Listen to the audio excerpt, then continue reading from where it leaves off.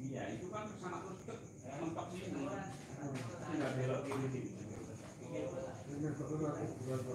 Nah, kalau mentok nggak belok, jalan.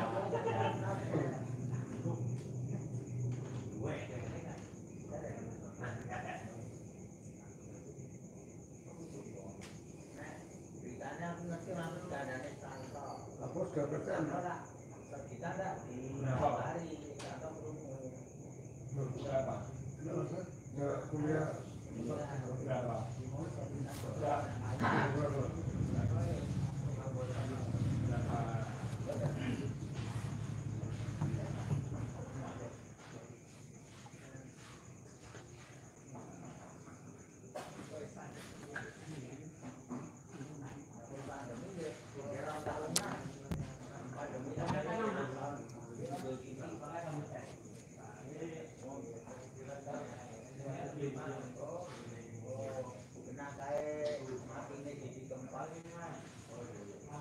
Kamu itu enggak?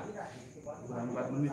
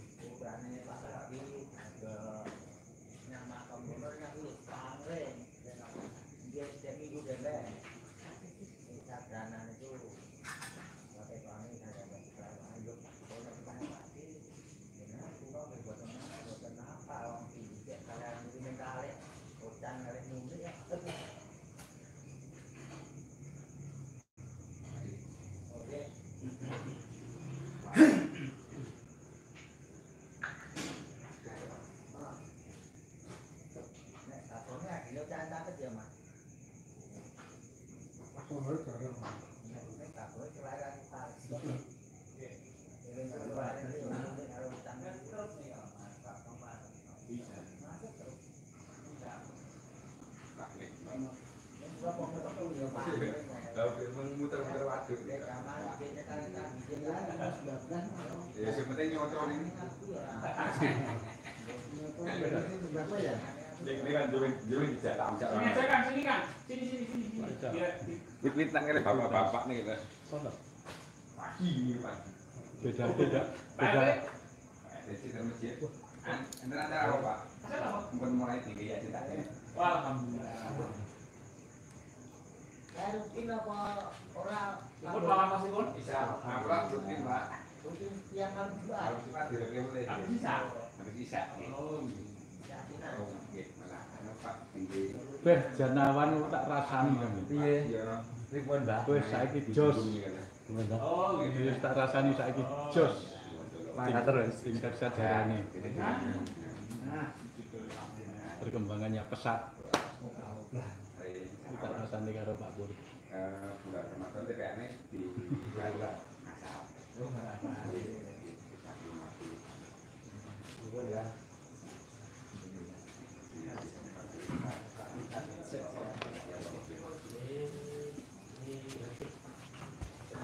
Monggo siap-siap.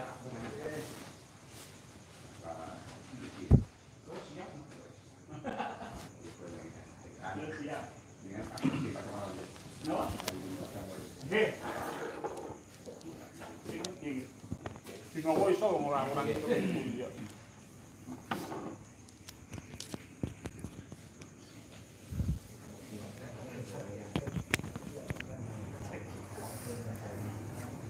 Kayak Kami pinarang.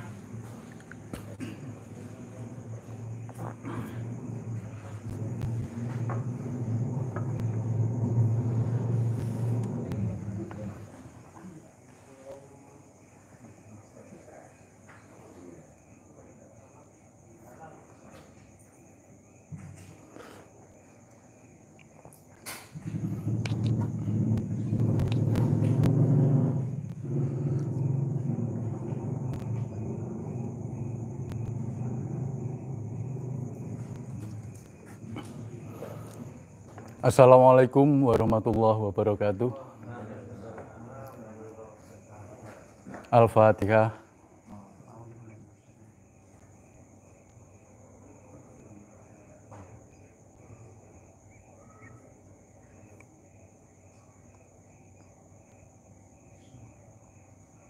Amin. Bapak, ibu-ibu, sahabat sadar Allah, dimanapun saja berada, saya ucapkan selamat mengikuti live streaming ini. Semoga malam hari ini kita mendapat hidayah dari Allah berupa apapun yang mendorong kita, motivasi kita, memberi kekuatan kita untuk tetap lurus Allah. Untuk itu marilah kita bersyukur pada Allah Subhanahu wa taala. Selawat serta salam semoga tetap dilimpahkan pada junjungan kita Nabi Agung Muhammad SAW sebagai suri teladan terbaik dalam kehidupan kita fi dunya hatal akhirah. Malam hari ini banyak yang hadir di Padepokan, ada yang dari Bandung, ada Pak Pono dari mana Pak? Solo Pak ya? Dari Solo, kemudian ya saya nggak hafal, dari Semarang, tiga personil ya, 3 orang dari Semarang, kemudian dari banyak ya ini yang hadir. Saya ucapkan selamat Bapak-bapak semua dan 1 ibu dari Karanganyar ya Bu ya, Karanganyar.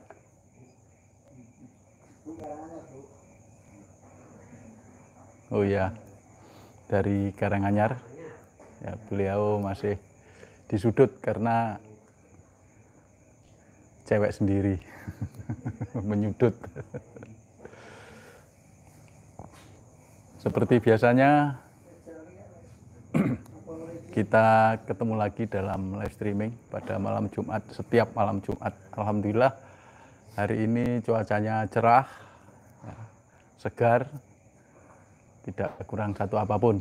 Dan semua yang hadir di sini dalam kondisi sehat walafiat. Karena kalau stroke nggak bisa hadir di sini sih, khusus yang sehat-sehat. Jadi di hadapan saya ini ada 3 buku. Buku pertama yang paling atas ini Mengusui Ramadan.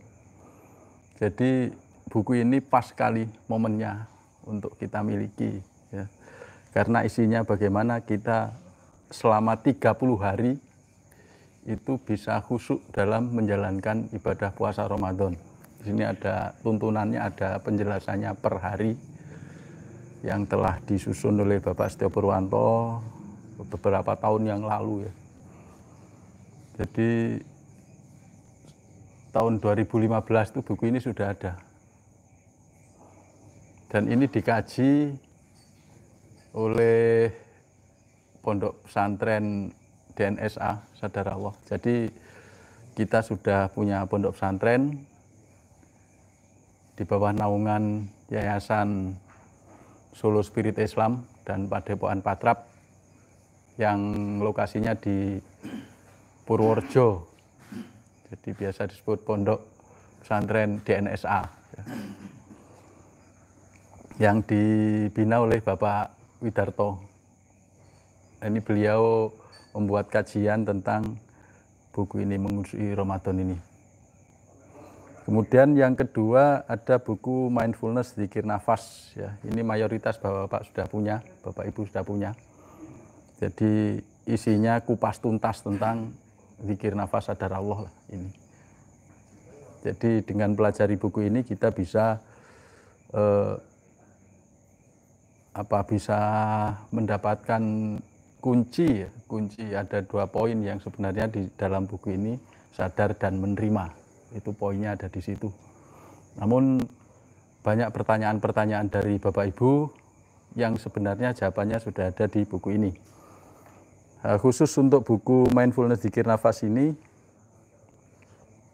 juga saya bahas, saya kupas lagi di video YouTube saya di Bejo SA Channel.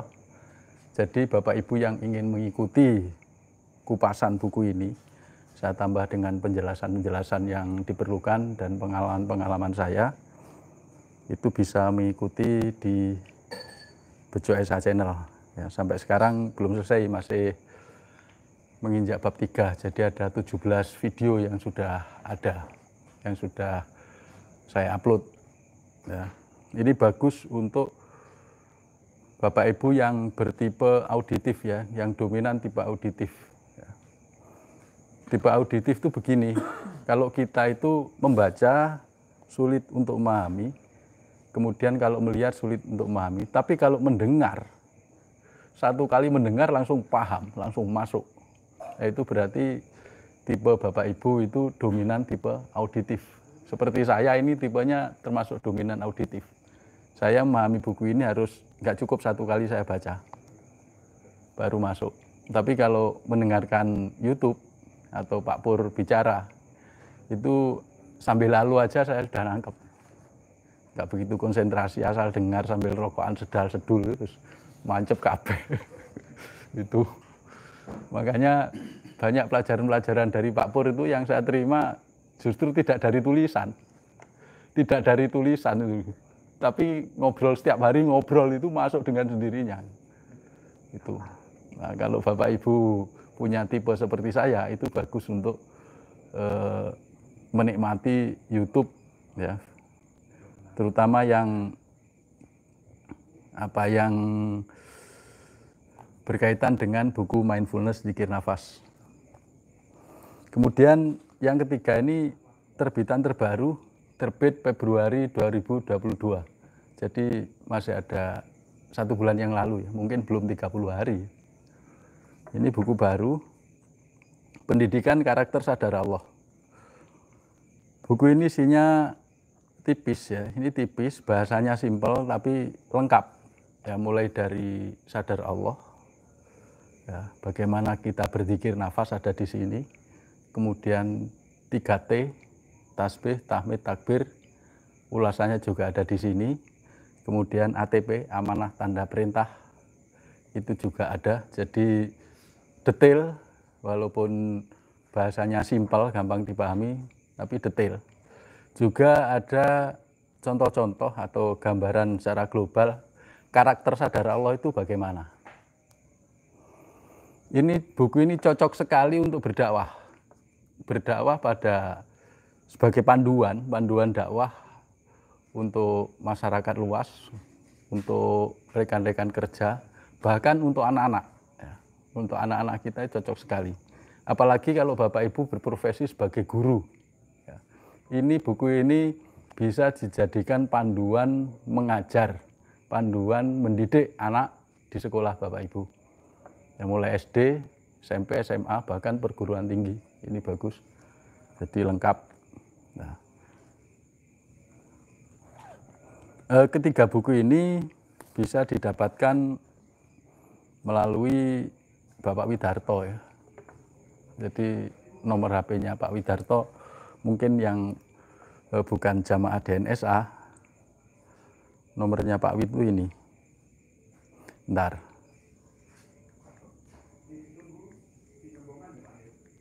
Jadi bisa dicatat ya. Ini ada WA-nya 0813 1698 5070. 0813 1698 5010. Jadi bisa hubungi nomor beliau. Khusus buku Mindfulness Zikir Nafas itu juga bisa didapatkan di Shopee ya. Shopee, linknya ada di YouTube saya, di YouTube yang membahas Mindfulness Zikir Nafas ini. Kemudian khusus untuk buku pendidikan karakter sadar Allah, ini gratis. Gratis, dibagikan gratis, dan diberikan pada Bapak Ibu jamaah yang berinfak bersedekah untuk yayasan. Jadi berapapun jenengan transfer untuk yayasan, kemudian bisa menghubungi Pak Wid untuk mendapatkan buku ini. Jadi tidak ada biaya. Ya paling-paling itu untuk biaya pengiriman dan lain-lain. Ya. Sisanya untuk pengembangan Padepokan Patrap. Kalau sisa, kalau enggak ya ditambeli. Tapi dasarnya kesadaran. Jadi ini buku pokok yang 3 yang kita butuhkan saat ini. Kalau buku yang hitam itu gimana?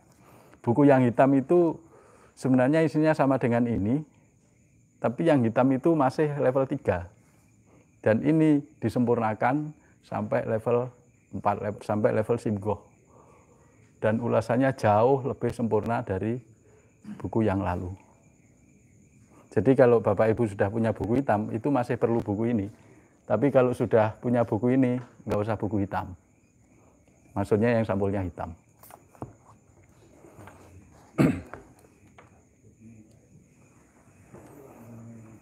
Ya, saya harus cek waktu. Karena kalau nggak kebablasan.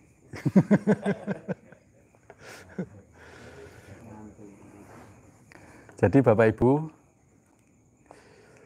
saya ingat pertanyaan ya. Bah, kalau kita sudah sadar Allah atau sudah ma'rifatullah, itu apa yang terus apa lagi? Itu masih ada pertanyaan seperti itu. Ya kalau sudah sadar Allah ya, kalau sudah ma'rifatullah, ya gunakan sadar Allah itu sebagai dasar untuk membangun sikap. Nah, membangun sikap itu melalui 3T. Subhanallah, Alhamdulillah, Allahu Akbar. Nah, itu jadi sadar Allah itu sebagai dasar untuk membangun sikap. Sadar Allah dan bangun sikap itu dasar untuk ATP, amanah tanda perintah. Sadar Allah 3T ATP itu satu kesatuan. Jadi bukan pisah sendiri-sendiri, tapi satu kesatuan. Ya. Ketika kita aktivitas apapun, ya, kita nulis, kita mimpin rapat, kita ikut rapat, kita mencangkul, kita berdagang, itu harus ada ketiga-tiganya sekaligus. Yo sadar Allah, yo sikapnya kudu bener, yo menjalankan perintah Allah. Itu. Yang paling berat kan T1. Coba sekarang istri marah-marah. Wis megawe kesel, teko omah, ra disuguhi wedang, ra disuguhi panganan, moro bojo ngamuk-ngamuk. Apa tanggapan kita? Apakah kita ikut marah, benci, pasang muka agak angker biar istri takut?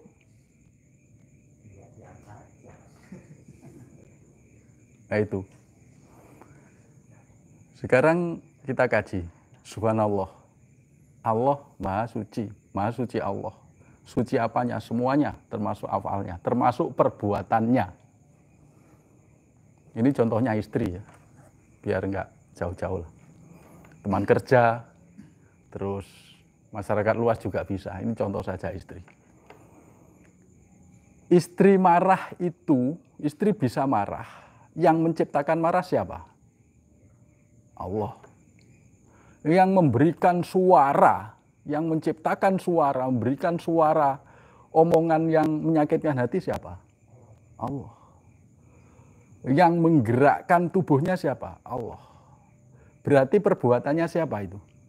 Perbuatan Allah. Kalau afal Allah itu suci, berarti afal Allah itu benar. Berarti perbuatan Allah benar. Kalau gitu, istri marah-marah itu benar apa salah, Pak? Benar. Kalau benar, lah sikap kita gimana terhadap perbuatan Allah? Apa melu ngamuk-ngamuk? Kalau kita ngamuk-ngamuk sama dengan ngamuk-ngamuk ning perbuatannya Gusti Allah, padha karo ngamuk Gusti Allah. Itu. Kita harusnya apa? Menerima. Itu T1, menerima. Mengapa kita harus menerima? Karena perbuatan Allah itu mutlak benar. Tidak sedikit pun Allah itu salah. Nah, mengapa Allah itu menggerakkan istri kita untuk marah-marah? Karena Allah memberikan pelajaran. Mengapa Allah memberikan pelajaran pada kita? Karena Allah sangat cinta pada kita. Loh, dicintai Allah kok marah-marah piye? Sangat cinta pada kita. Buktinya apa? Buktinya kita dikasih hidayah sadar Allah. Itu bukti bahwa Allah itu sang maha cinta. Allah maha cinta pada kita. Itu loh. Jadi istri marah-marah itu tanda cinta Allah. Lalu dicintai Allah. Allah sudah cinta pada kita. Allah ngasih pelajaran, kita kok ikut marah. Nah itu T1-nya dilatih lagi. Hujan deras, tak sarang. Hujan itu, air yang turun itu membawa rahmat Allah. Itu juga tanda cinta Allah pada kita. Kalau kita sudah bisa menerima perbuatan Allah, kita nggak nyarang-nyarang lagi, Pak. Kita yang nyarang menyingkirkan hujan itu kan artinya kita nggak terima. Guru iso nompo. Nggak cocok pada teman, marah-marah. Itu loh yang dilatih T1. Kita dikasih sakit nggak terima. Salah. Sakit ini salah, yang benar sehat. Nyalahkan Allah lagi. Terima saja sakit. Nikmati. Senikmat-nikmatnya. Istri marah itu dinikmati, Pak. Senikmat-nikmatnya. Aku marah-marah sampean kok guyang-guyu, Mas. Aku menikmati marahmu. Sampluk eros.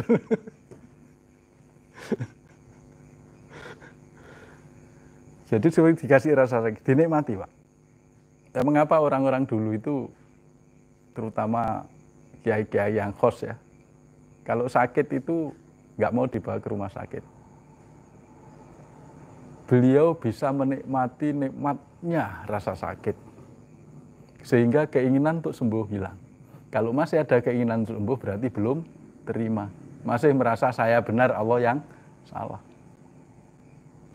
Kalau sudah nggak ada keinginan sembuh, kita bisa menikmati, maka spontanitas muncul T2.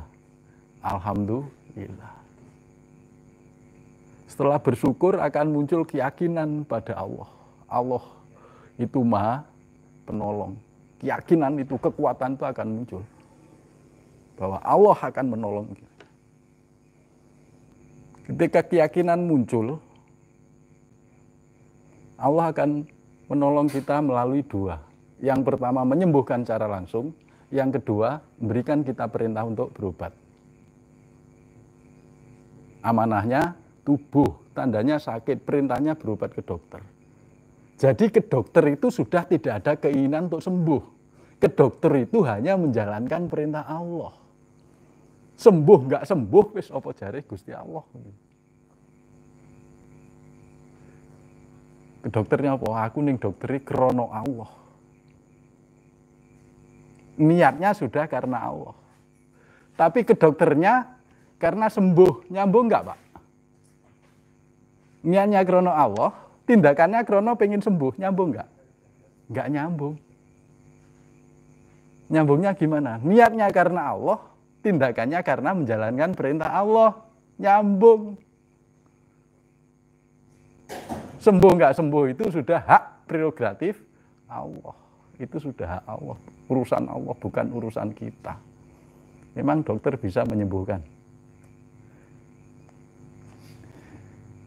Bisa Pak Pono dokter menyembuhkan? Tidak bisa. Itu hanya wakil-wakil Allah, zat-zatullah yang diberi peran sebagai dokter, yang berperan sebagai perawat, berperan sebagai yang lain-lain, berperan sebagai guru, berperan sebagai itu peran-peran saja untuk melakukan tugas kita sebagai manusia, sebagai khalifah Allah, sebagai hamba Allah, sebagai penyaksi. Jadi itu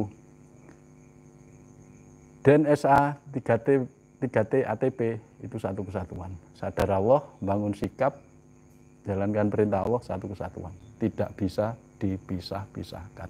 Hanya belajarnya agar lebih jelas dikupas satu persatu. Pengen sadar Allah, belajarnya lewat zikir nafas. Zikir sakjane istilah tasawufnya zikir nafas ma'rifatullah.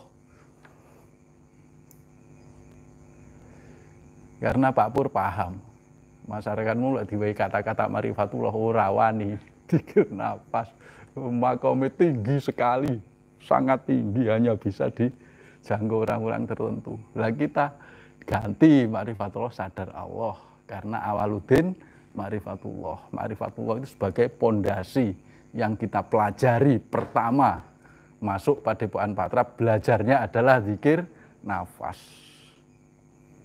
Itu membangun sikap lewat 3T, tasbih, tahmid, takbir, itu tuntunan Rasulullah. Menjalankan perintah Allah lewat ATP, amanah tanda perintah. Nah, ini jadi belajarnya memang 1%. Kalau itu sudah kita lakukan, katakan 90% sempurna lah. Nah, insya Allah jenengan semua jadi kekasih-kasih Allah. Itu karena kuncinya ya 3 itu. DNSA 3T ATP, kuncinya itu sudah, bukan yang lain-lain.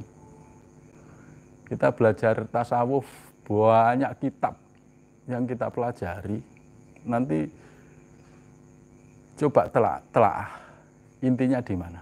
Nanti kan ada di 3 itu. Sadar Allah, bangun sikap, perbuatan, ya perbuatannya menjalankan perintah Allah. Sadar Allah, sikap, perintah Allah. Itu hanya 3 itu. Saya pelajari Pak Al-Hikam, saya belajar. Ihya dulu belajar. Dan kitab-kitab yang lain. Dulu itu saya membaca pengalaman orang. Tapi bagaimana pengalaman saya sendiri, pengalaman kita sendiri. Bisa enggak seperti beliau-beliau itu. Makanya di sini ilmu laku. Ning Gusti Allah itu melaku. Ke Gusti Allah itu berjalan, bukan membaca. Kita membaca nggak bakalan nyampe pada Allah. Pak Pur di sini sebagai pembimbing yang membimbing kita. Ini lo carane, ini lo carane, ini caranya. Kalau ada problem gini, solusinya begini. Hanya itu. Kita sama-sama belajar ke Allah. Oke, Bapak Ibu, saya tidak panjang lebar kebablasan. Mohon maaf. Ini semoga bisa memberikan motivasi pada kita untuk lebih istiqomah lagi. Lurus Allah dalam setiap perbuatan, tindakan, akhlak, dan apapun. Saya mohon maaf. Assalamualaikum warahmatullahi wabarakatuh.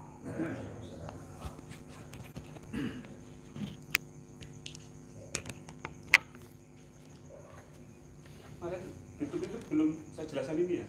Belum. Live itu? Belum. Gawa keris, gawa sifat piandel. Apa diambilkan dupa, Pak Pur? Wong Jawa iku kudu duwe keris gitu.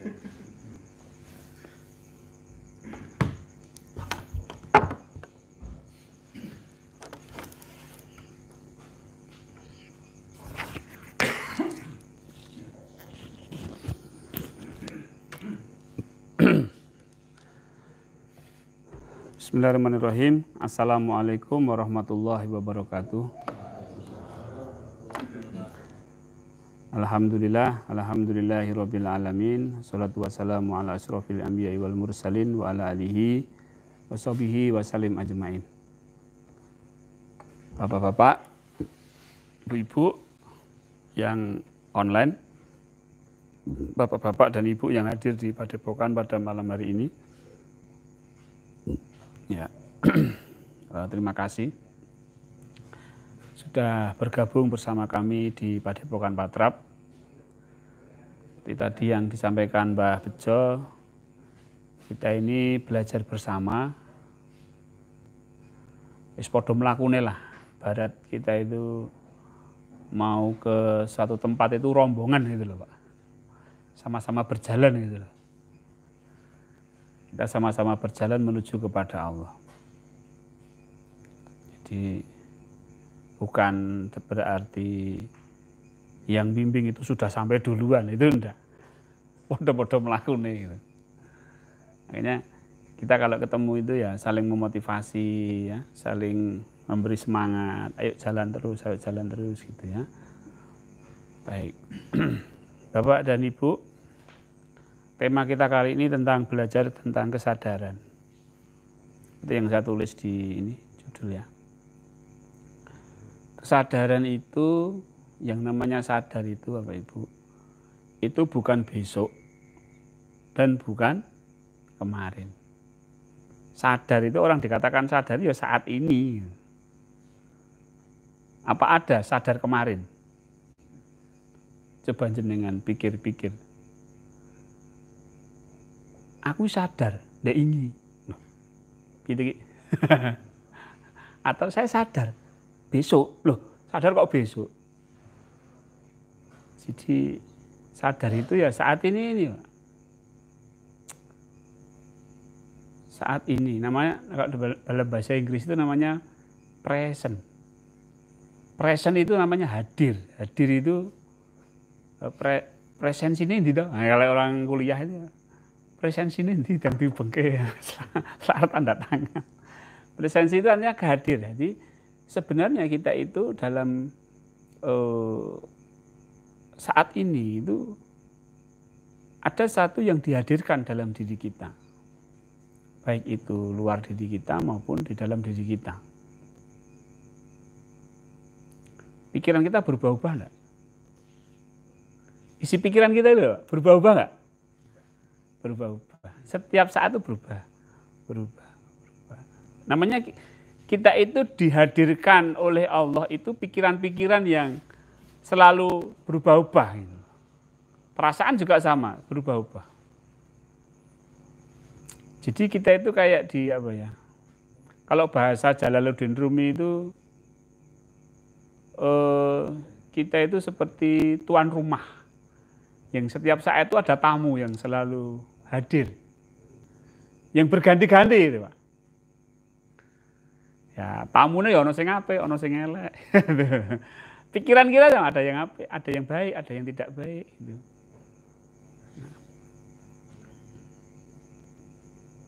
Jadi sadar itu bukan sekedar dari tidur ke bangun, enggak. Ya itu sadar saat itu. Setelah bangun itu sadar enggak? Belum tentu sadar. Makanya kita sadar saat ini. Saat ini itu apa? Bangun, oke. Nah, orang yang sadar, orang yang sadar itu perbuatannya itu tidak impulsif. Impulsif itu apa? Impulsif itu tanpa berpikir, tanpa menyadari, nama menyadari.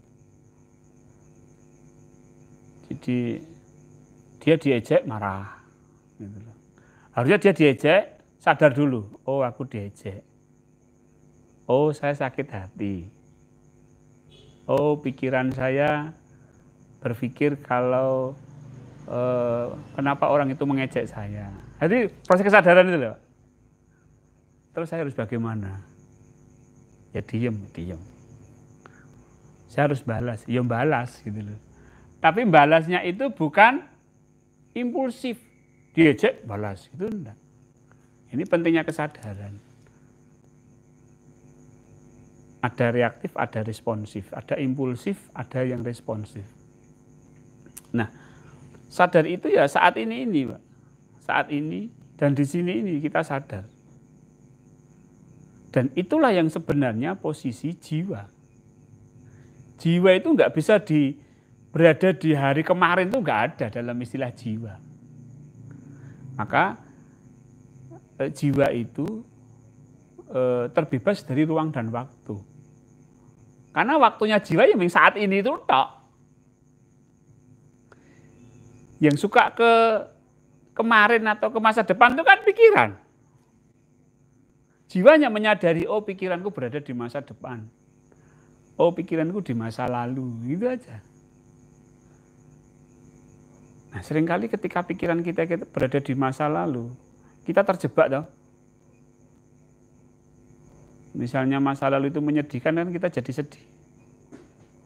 Karena kita terjebak. Kalau kita menyadari, oh pikiran saya berada di masa lalu, oke. Nah itu jiwa itu sebenarnya gitu. Kalau orang mengaku sudah sadar jiwa, tapi tidak menyadari apa yang terjadi pada pikirannya, itu belum. Atau dia masih berada di masa lalu, ya pikirannya, jiwanya masih ikut pikiran di masa lalu, atau jiwanya ikut pikiran di masa depan, nah itu berarti jiwanya dia belum sadar jiwa gitu. Sadar jiwa itu ya saat ini sudah sadar. Maka saat ini di sini tanpa menilai, nggak boleh menilai Pak. Ya bukannya nggak boleh, jiwa itu nggak ada penilaian di situ. Kalau menilai berarti masih di jasad. Ya, kalau menilai berarti masih di jasad. Jadi menilai itu suka nggak suka, menilai itu seneng nggak seneng. Makanya kalau jiwa itu cenderung membiarkan Pak. Kemarin tuh dari Rabu minggu lalu itu saya ngisi di rumah sakit PKU Pak. Saya itu kan PKU Jogja. Saya kan ngisi tentang mindfulness. Mindfulness itu ya sadar Allah gini. Yang saya ajari apa? Menyadari dan menerima. Nah itu ada peserta. Dolanan HP Pak. Itu musiknya itu bunyi Pak, apa namanya? Ya dia mungkin nyetel YouTube apa-apa gitu loh. Bunyi gitu. Dibunyikan. Apa pesertanya sampai bingung nih, karena beliau sudah tua, mungkin sudah tua memang. Dilihat gini, wah ini pelajaran mindfulness. Menyadari dan menerima. Nggak boleh protes, ya sudah, tanpa menilai, oke. Ya saya diam sejenak gitu.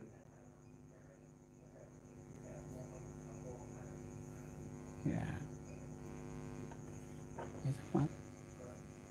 Dulu ya sebelum saya menerima pelajaran mindfulness itu ya, jangankan ada orang ngobrol Pak. Sedang ngomong gini, ada yang ngedarin makanan gitu aja udah terganggu sini Pak. hentikan. Mana? Tapi sekarang silakan. Ada orang ngobrol, orang silakan gitu. Karena ya sudah memang begitu. Jadi saya tidak menilai. Ya sudah. Nah, ini pelajaran kesadaran itu kan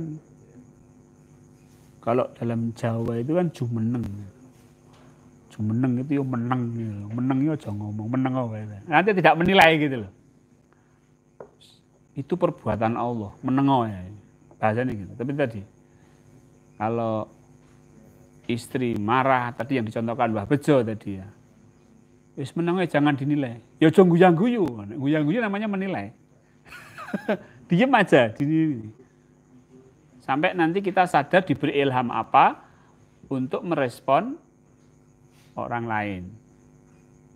Betul-betul kita diejek oleh orang lain. Sadari dulu prosesnya, sadari. Oh, ada orang lain ngejek.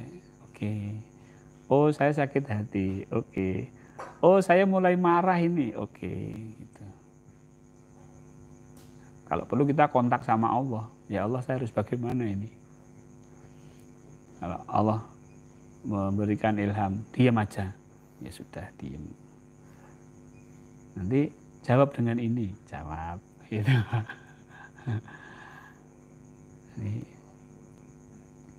Karena yang bisa kontak dengan Allah itu ya jiwa kita. Nah, Bapak Ibu, sekali lagi bahwa kesadaran itu saat ini. Kemudian tidak menilai. Kemudian dari waktu ke waktu, moment by moment. Maka namanya present. Present dalam bahasa Inggris itu hadir. Jadi setiap saat itu kita dihadirkan Allah gitu loh. Hal-hal yang baru. Ada nggak hal yang sama? Nggak mungkin. Setiap sepersekian detik itu hal yang baru. Nah ini berubah.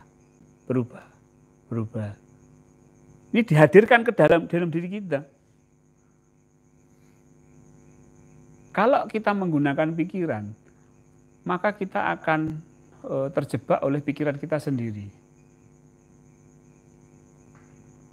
Terganggu oleh persepsi. Pikiran kita masa lalu. Atau harapan kita terhadap masa depan.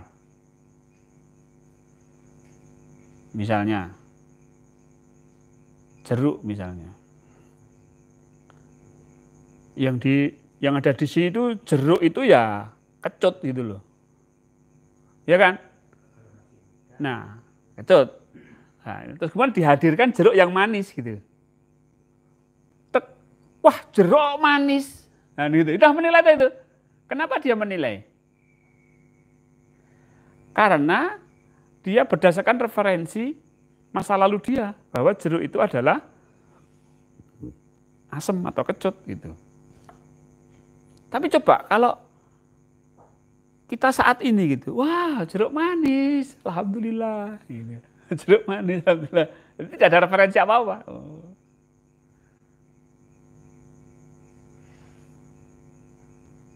Jadi saat ini gitu, ketika kita sadar saat ini, maka ini ada Pak Heru, bisa minta tolong itu video apa? Didekatkan sini Pak Heru. Dimajukan. Terus. Lagi sedikit lagi. Oke, geser ke sini. Oke, stop. Nah, Bapak Ibu, ini buku mindfulness. Ini yang papanan kesadaran ini. Ini kan ada batu, terus ini papan gitu loh. Ini kesadaran, artinya adalah ini maknanya papannya kesadaran. Jadi kesadaran itu merupakan satu bentuk papan atau wadah yang berisi tentang banyak hal. Nah, kalau ini saya mencontohkan bahwa papan ini adalah basic. Kita itu harus nge-ground menjadi papan ini. Kita harus menjadi sadar ini. Kita harus menjadi apa? Lantai lah rasanya gitu ya. Sadar, biar sadar gitu. Orang yang ngeground itu lebih sadar gitu. Lebih aware dengan apa yang sedang terjadi. Nah, ini sadar. Nah, kalau kita sadar, baru kita bisa menerima ini. Ini T1 yang tadi dicontohkan Mbah Bejo itu, ini T1. Kalau kita nggak sadar, nggak akan bisa nerima. Itu sudah rumus itu. Mbok wong nerima kaya ngopo nek urung sadar, nggak bisa.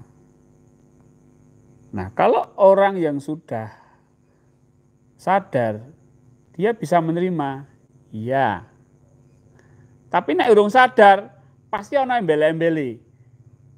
Ya wis, ya sudah. Semakin dia tidak sadar, ya sudahlah. Ya wislah. Gitu loh. Kata-kata wislah itu kan aslinya terpaksa. Wislah, piye meneh. Nah, berarti dia belum ngeground. Kalau ngeground, oke, ya, gitu. Kan nerima. Nah, maka orang itu harus sadar dulu. Sadar itu jiwa. Ya, orang sadar itu jiwa. Yang sadar itu siapa sih? Jiwanya itu. Kalau dia jadi jiwa, dia bisa menyadari, baru bisa menerima. Misalnya, orang kecewa mungkin karena dia nggak naik pangkat misalnya, karena uang sogokannya kurang gitu. Misalnya kecewa yang diangkat malah orang lain. Nah, sekarang dia sadar nggak kalau sedang kecewa? Kalau dia nggak sadar kalau sedang kecewa, atau dia tidak terima kalau dia kecewa, tapi dia berusaha menerima kalau tidak naik pangkat, tetap nggak bisa. Pertama dia harus sadar bahwa dia tidak naik pangkat dan dia sadar kalau dia kecewa, maka dia bisa menerima. Oke, menerima. Kalau sudah bisa menerima, baru dia bisa bersyukur.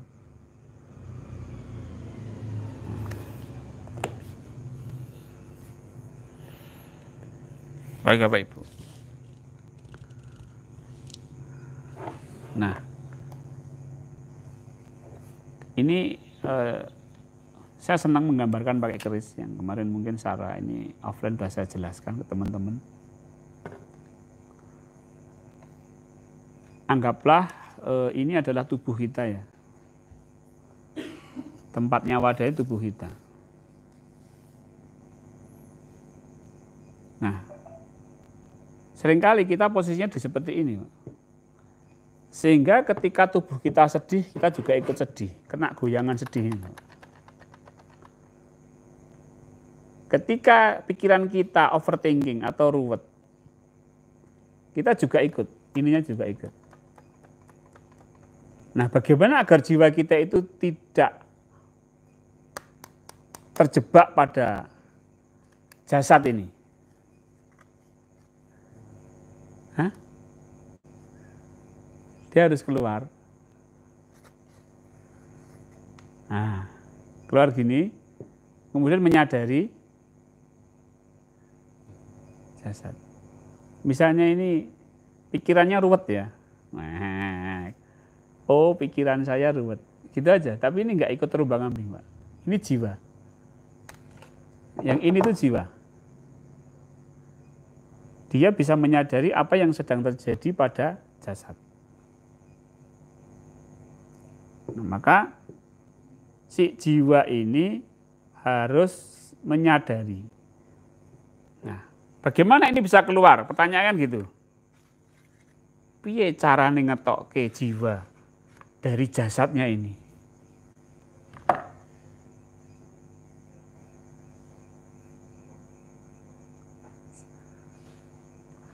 Pernah saya mencoba. Apa ya metu, iso metu toh. merogo sukmo. Apa ya iso? Ternyata nggak bisa, Pak. Ora mungkin. Ternyata paling mudah itu saya bawa ke Allah. Ke Allah. Allah. Pokoknya saya ke Allah aja sudah, Allah.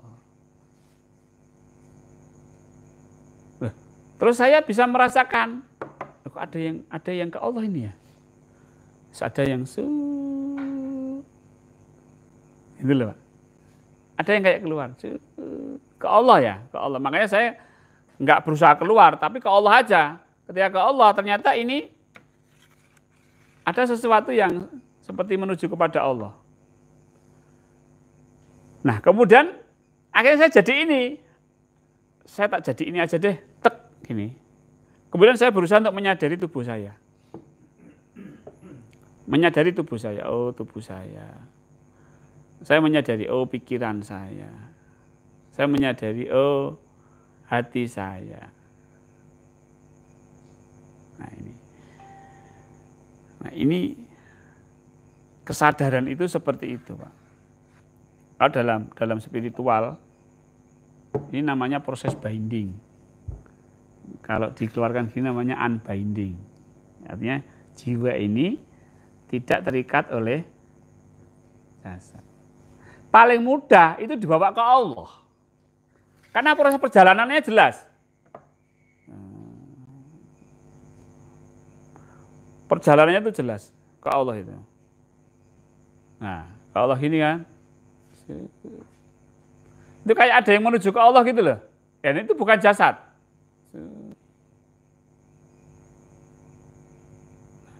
Nah, saya jadi itu, set gitu. Kan jasad. Saya langsung jadi jiwa. Set.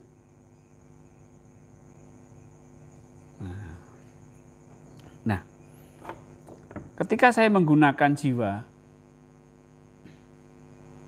ternyata menerima itu lebih mudah. Oke. Tapi kalau masih di jasad, itu lebih sulit. Makanya ala bidzikrillahi tatmainnul qulub. Orang yang berzikir itu hatinya akan ditenangkan oleh Allah. Nah, ini ke Allah. Kita nggak usah ngurusi pikiran kita, nggak usah ngurusi hati kita. Hati itu akan ditenangkan oleh Allah. Kira-kira kalau hati tenang, pikiran tenang nggak, Pak? Bahasa Allah itu cuma tatmainnul qulub. Hatimu akan aku tenangkan. Kata hati tenang itu kira-kira pikirannya tenang nggak? Tenang. Tubuhnya tenang nggak? Tenang. Berarti nggak usah repot-repot. Asal ini caranya benar. Ya Allah. Kesadaran itu ini.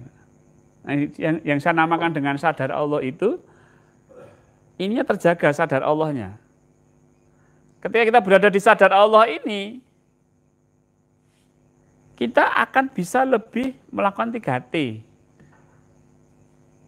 Menerima, mensyukuri, yakin.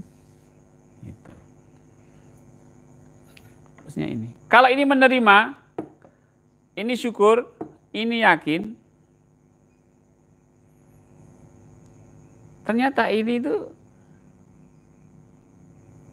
akan bekerja sesuai dengan apa yang diridhoi oleh Allah. Ya.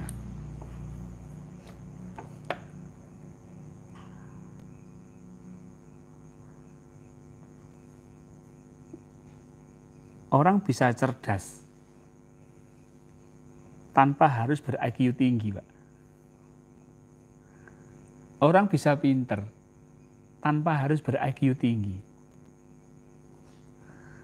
Orang bisa punya emotional quotient yang tinggi, tanpa harus memiliki apa? Kalau di tes itu memiliki tingkat emosi yang tinggi, tidak perlu.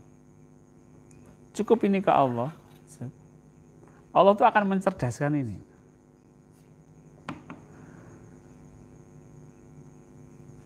Dan itu terjadi sebenarnya. Orang-orang yang tidak sengaja, dengan santai, dengan rileks, itu IQ-nya itu melejit, Pak. pembuat ini Pak, pembuat apa? Lampu. Itu menurut sejarah yang saya baca itu ternyata idiot. Thomas Alva itu katanya idiot. Sekolah aja nggak lulus, tapi bisa menciptakan itu. Dan dia mau melakukan percobaan tuh katanya 1000 kali mau gimana gitu. Nah, itu kayak kita ya, bosen. Nah, dor coba lagi, dor coba lagi gitu. Ya, penemu itu nggak cerdas-cerdas amat, kok. Penemu hukum Archimedes, penemu Newton itu ketika dia nggak berpikir malahan, tapi dengan sadar. Nah Newton itu dengan sadar tuh Pak, loh, kok apelnya jatuh ke bawah ya? Ya cuma gitu aja. Orang lain, lah iya jatuh ke atas ya ora ono gitu loh. Ini kenapa jatuh ke bawah ya? Nah, muncul suatu insight. Loh, berarti di bawah ini ada magnet. Nah, setelah itu dengan kesadaran yang simpel itu pikirannya berkembang sendiri. Tulis. Wah, akhirnya teori itu kan sampai sekarang, Pak. Mungkin adanya Gojek, gitu Pak. Google Map itu kan ada karena ada penemuan magnet bumi itu. Sehingga ada kompas, ada penunjuk arah. Ternyata. Nah, kita umat Islam ini, Pak, seharusnya itu seperti itu gitu loh. Nggak usah pinter-pinter lah di umat Islam itu. Untuk apa pinter-pinter kalau nggak sadar Allah? Itu kan. Sementing biasa-biasa wae tapi sadar Allah gitu loh. Sehingga apa yang dia lakukan itu merupakan bentuk ilham-ilham yang baru. Makanya saya sampaikan bahwa setiap saat Allah itu menghadirkan sesuatu kepada kita. Kalau kita itu kolot itu selalu memakai referensi masa lalu, ketinggalan. Ya. Jadi kita itu harus sadar gitu loh, sadar dengan tanda-tanda yang Allah berikan. Ini tanda-tanda kan berubah-ubah terus, Pak. Corona jadi apa? Delta jadi Omikron. Ini apalagi terus standar. Ini sudah hilang. Jangan lengah, nanti akan muncul lagi gitu. Enggak tahu kita. Kita harus sadar, selalu sadar, aware gitu. Nah, kita jadi muslim yang cerdas nantinya. Maka didik anak-anak itu nggak usah dijejeli berbagai macam teori. Walah nanti kalau dunia kerja dia nggak pakai kok. Nah, sekarang contohnya saya, gede-gede yang menjadi psikolog kayak gini. Ilmu kimia nggak kepake. Itu. Biologi ya nggak kepake. Gitu. Kepake sidik masalah saraf. PMP, PSPB. Padahal dulu tuh ngapal ke jenenge PSBB, perjuangan sejarah perjuangan bangsa itu sampai mendem, Pak. Awan esuk mengapal ke Bung Tomo, wis perjanjian Giyanto. Ya. Menteri diapal ke, wah nek saya ngapal ke gonta ganti pening ya. Menteri. Sekarang apa gunanya enggak dipakai itu. Dipikir sia-sia kondisi ini. Tapi kalau diajari kesadaran itu akan terpakai terus. Karena munculnya kreativitas itu melalui kesadaran, Pak. Padahal yang dibutuhkan nantinya itu ke depan itu kreativitas.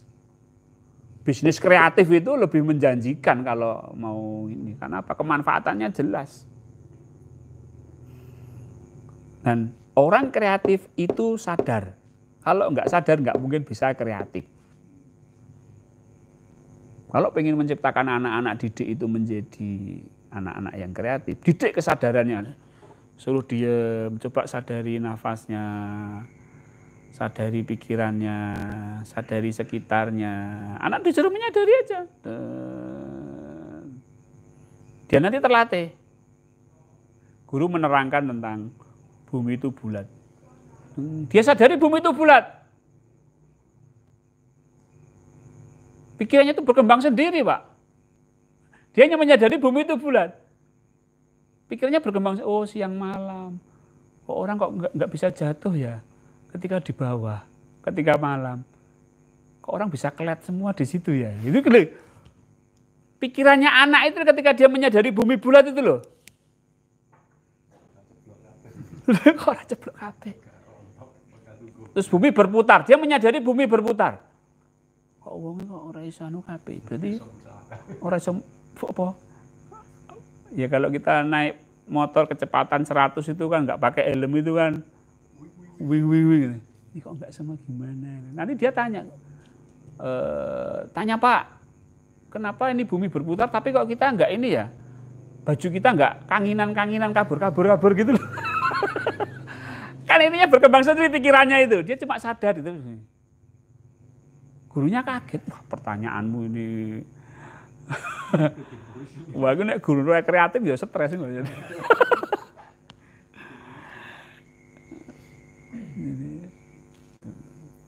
Maka kalau dalam istilah mindfulness itu ada istilah beginner's mind. Beginner's mind itu adalah bagaimana kita itu menyadari sesuatu yang hadir setiap saat. Yang selalu berubah-ubah. Jadi kita menyadari saja. Sebenarnya mana Iqra bismi rabbikal ladzi khalaq itu artinya sadaro gitu loh. Sadaro nek menungso itu berasal dari segumpal darah, daging. Kon sadar, nah sing gawe lho Gusti Allah. Kalau nggak sadar kan nggak bisa, Pak. Loh, menungso ya awale sengkopo, sadaro. Nanti kan gitu. Cuma bahasanya Iqra. Wah, ini diperkecil menjadi Iqra jilid 1, 2, 3. Ya wes.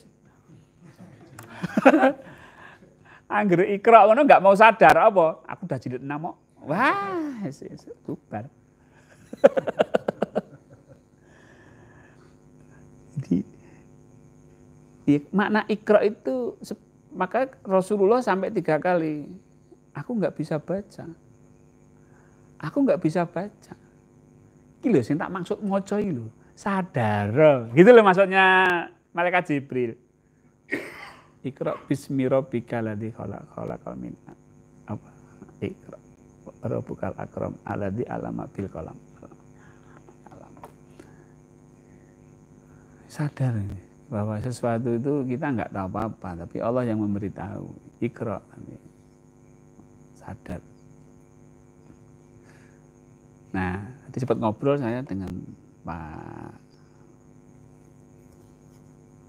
Sabar waktu itu ya, Pak tadi ya. Tentang di sini itu kita nggak ngajari ilmu agama, Pak. Saya cuma memberikan teori kesadaran.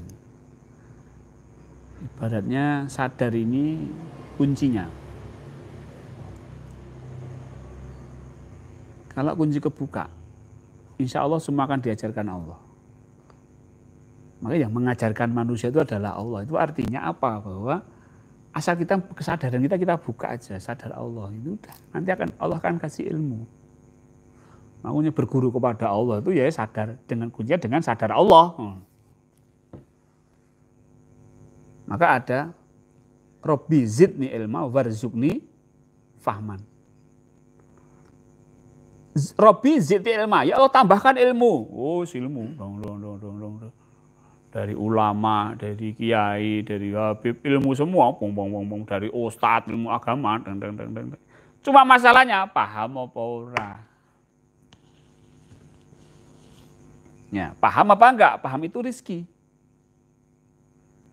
Ternyata yang bisa paham itu adalah sadar.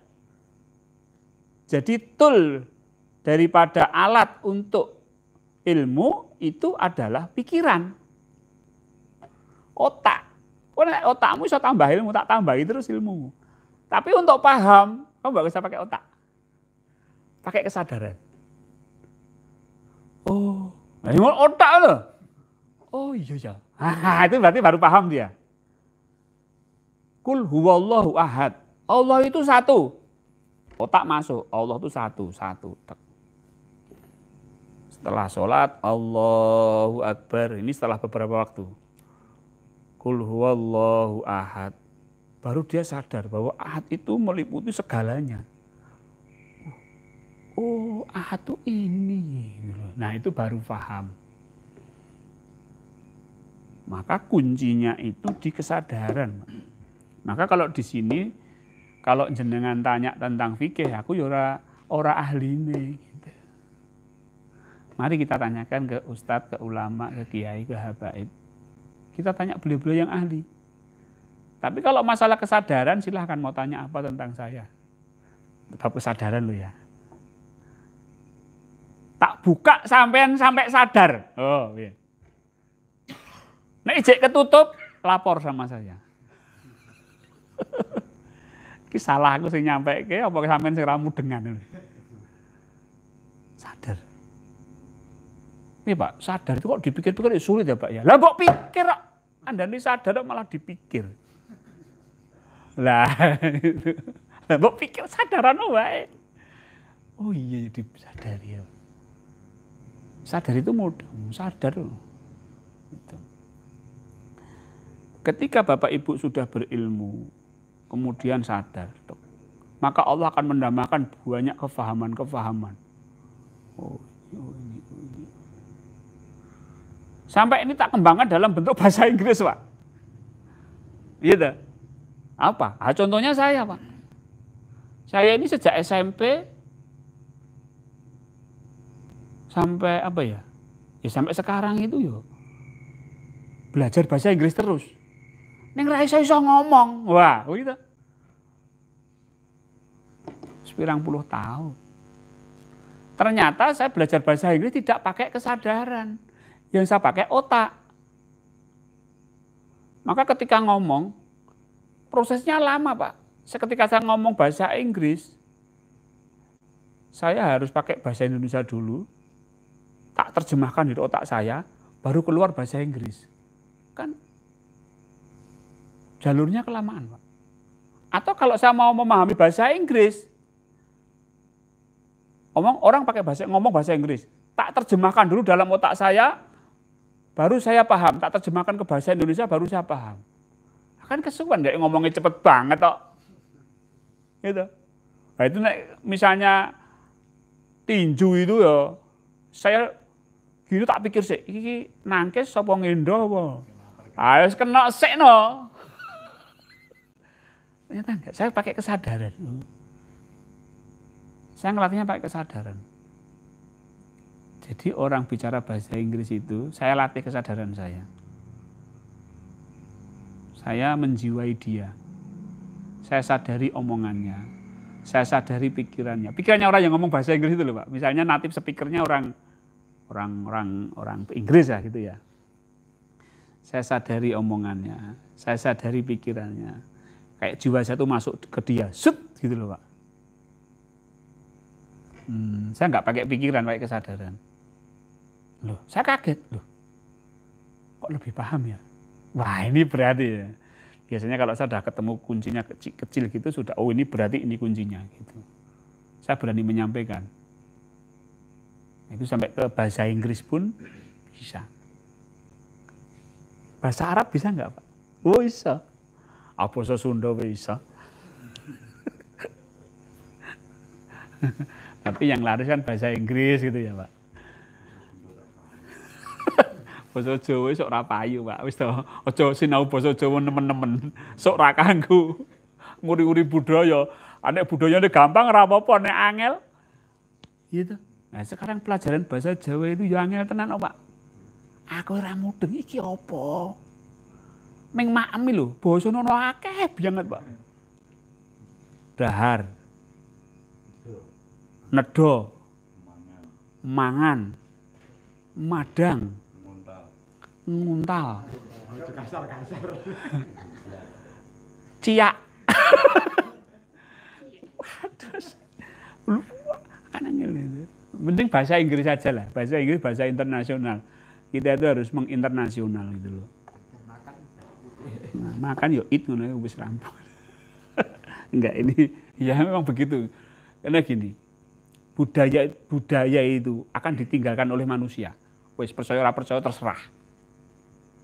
Budaya yang mempersulit hidup manusia itu akan ditinggal. Mbok kowe arep melestarikan budaya, nguri-nguri budaya bakal ditinggal wes to. Walaupun Anda itu pencinta budaya, tapi akan ditinggal oleh manusia. Itu pasti, Pak. Ya contohnya, apa contohnya? Contohnya keris. Contohnya keris saya.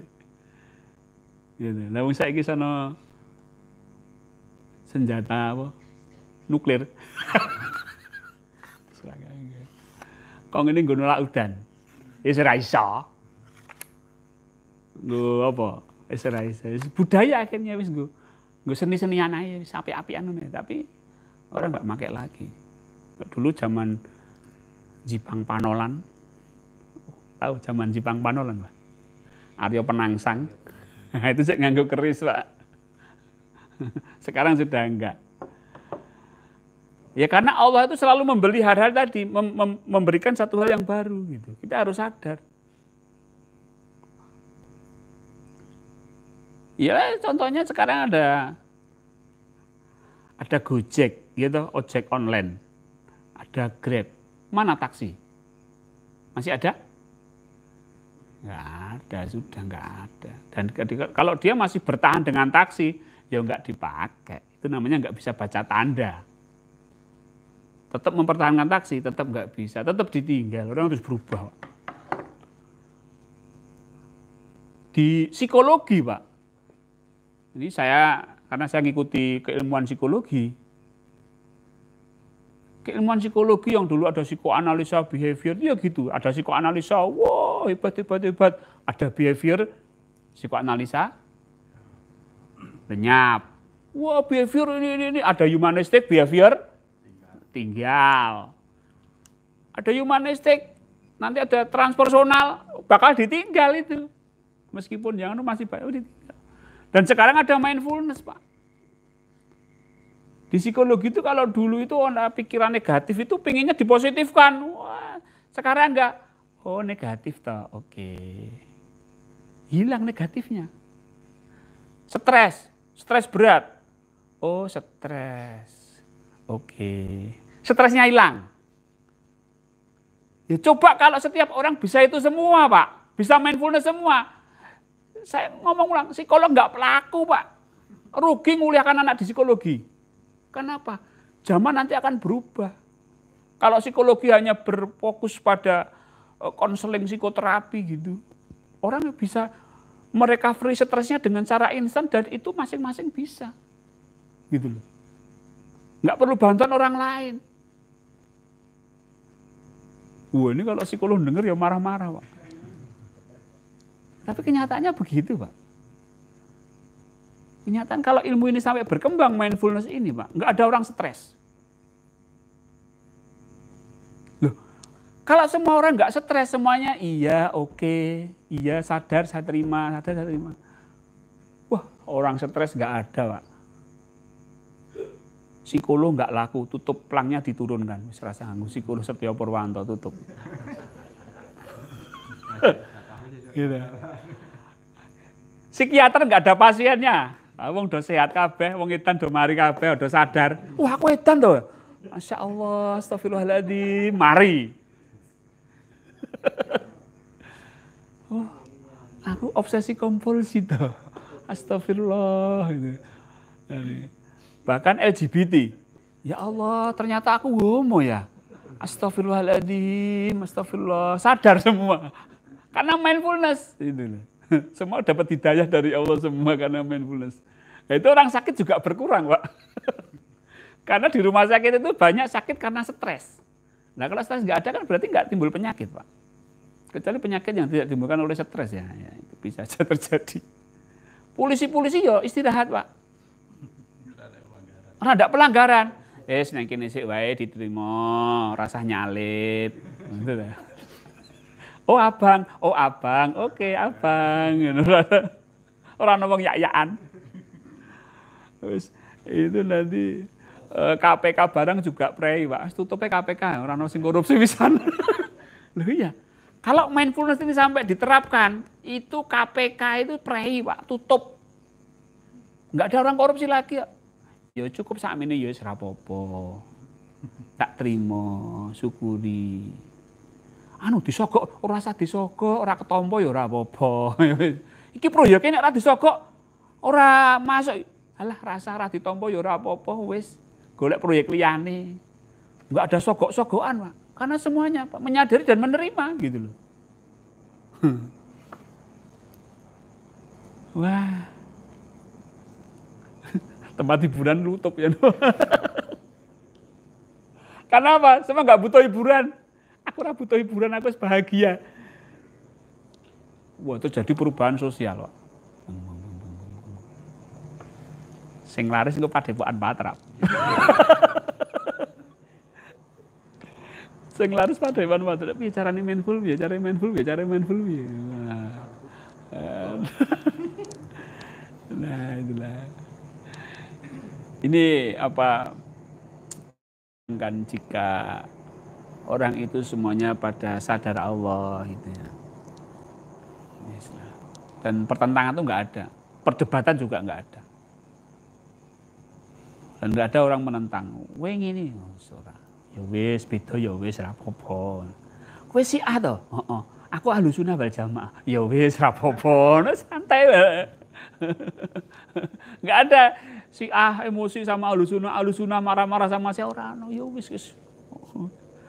Kowe nek mlebu neraka no. Ya wis ra apa-apa.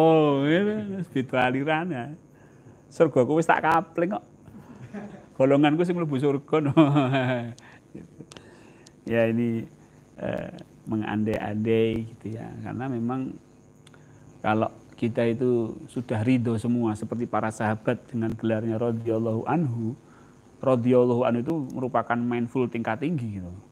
Tidak sekedar menerima, tapi di atasnya menerima itu ridho namanya ridho. Jika kita ridho maka Allah ridho. Maka radhiyallahu anhu wa radu'an. Ya, aku para sahabat ridho dan Allah pun ridho. Wah itu tingkatan tertinggi itu sudah. Nah kita juga akan tentunya menuju situ gitu.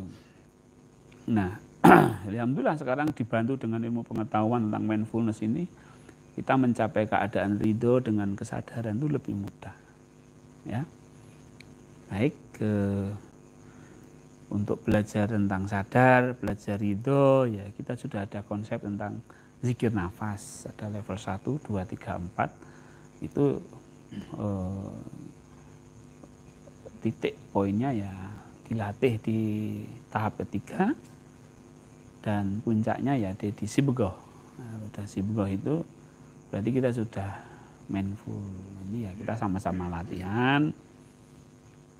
Bukan berarti saya yang di sini itu tentunya lebih mahir, tidak. Saya juga berjalan, Pak. Namanya pendidikan itu ya jenenge sinau iki ya. Bukan saya apologi ya, artinya saya minta yang enggak, saya juga terus belajar terus ya, Pak. Yang namanya belajar ya sok gagal gitu loh, Pak. Ya sok gitu tapi ya saya berusaha untuk selalu lebih sadar dan lebih sadar gitu. Baik Bapak Ibu, mari kita belajar tentang kesadaran melalui proses laku, dilakoni, proses menjalankan. Karena kalau tidak menjalankan, kita nggak akan dapat apa itu namanya kesadaran. Oke. Silakan Bapak Ibu yang ada di rumah duduk rileks, duduk santai. Monggo bersila boleh, duduk tempuh juga boleh. Bersandar di sofa atau sambil tiduran juga enggak apa-apa.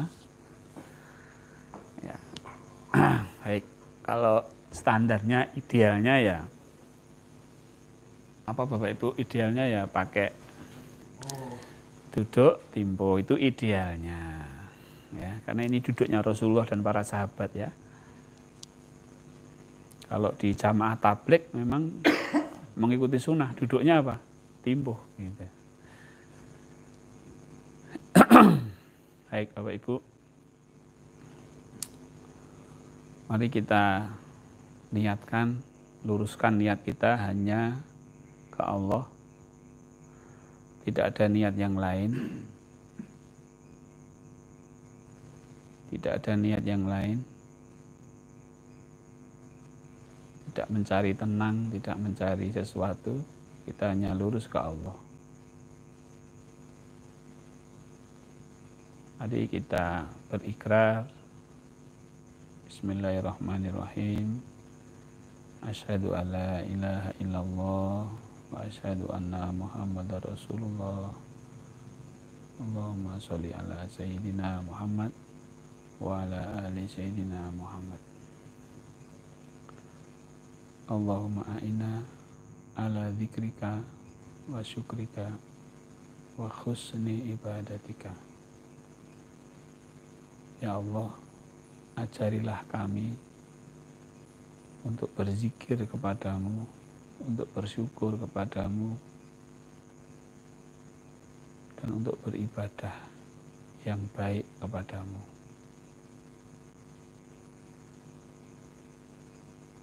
Baik Bapak Ibu, mari kita aktifasi kesadaran kita.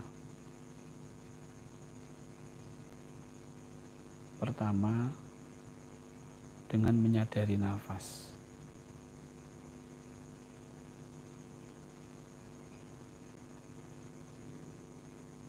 Bapak Ibu perhatikan nafasnya. Hayati nafasnya. Selami nafasnya.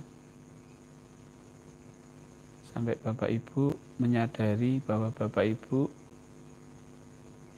terpisah dengan nafas. Saya adalah yang menyadari atau yang memperhatikan nafas. Dan saya bukan yang bernafas. Yang bernafas adalah tubuh saya.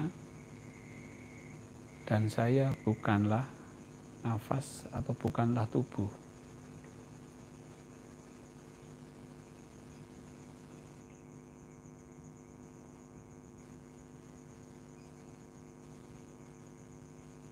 Baik Bapak Ibu, di sini kita sudah terpisah. Ada tubuh yang bernafas dan ada saya yang sedang mengamati nafas atau yang sedang menyadari nafas. Baik, mari kita menjadi yang menyadari Bapak Ibu. Kita menjadi yang mengamati nafas. Lalu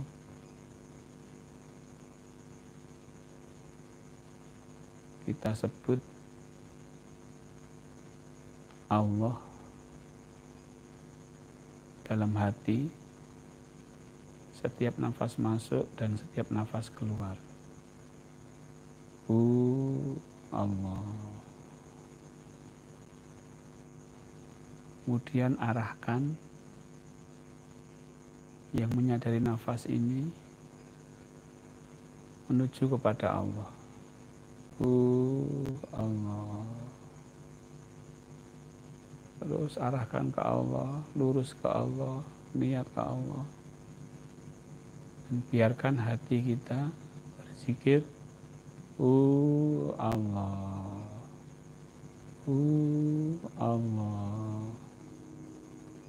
Terus jiwanya meluncur menuju kepada Allah.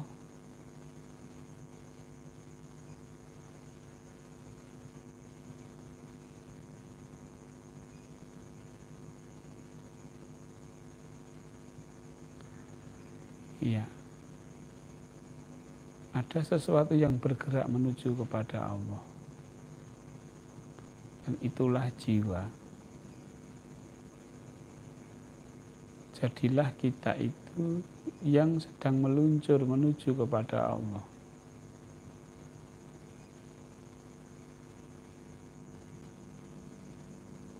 Terus meluncur.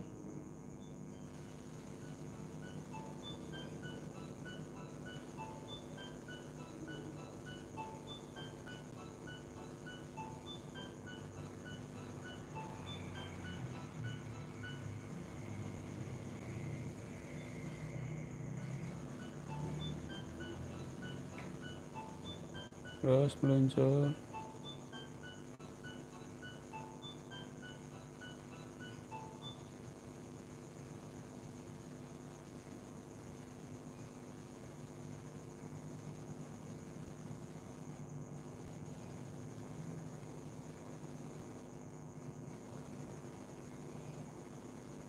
Baik.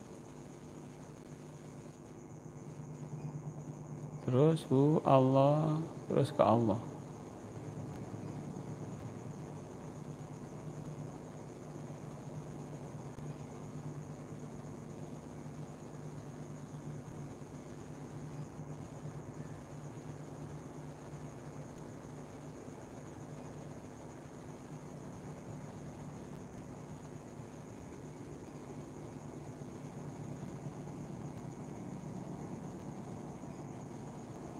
Baik.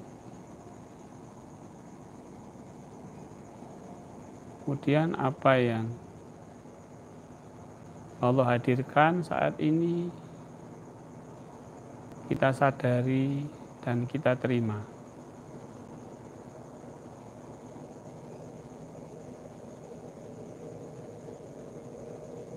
Mungkin pikiran kita, perasaan kita Allah hadirkan, sadari dan terima.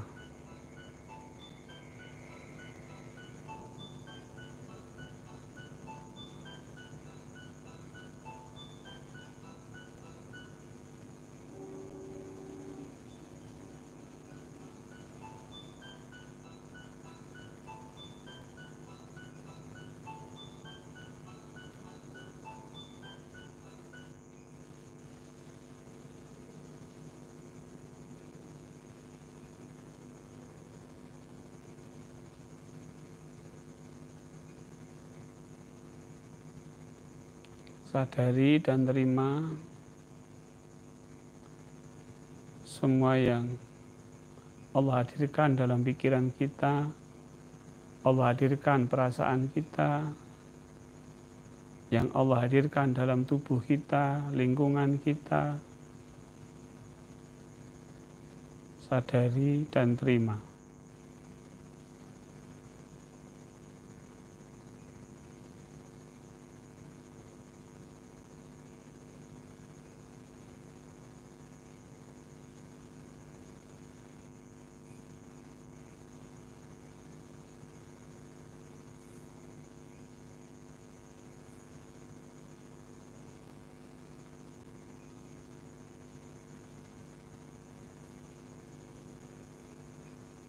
Terus sadari dan terima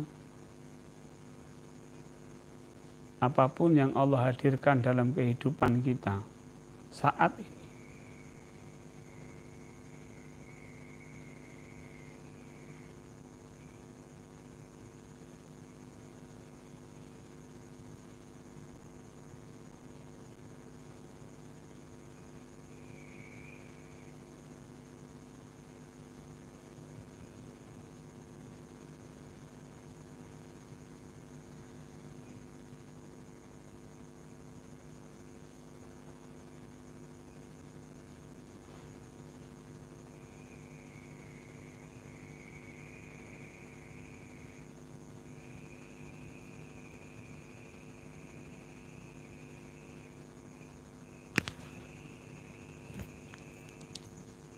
Baik, terus lanjutkan. Jika Bapak Ibu merasa cukup, boleh diselesaikan. Panduan siaran akan saya hentikan. Silakan dilanjutkan untuk terus menyadari dan menerima.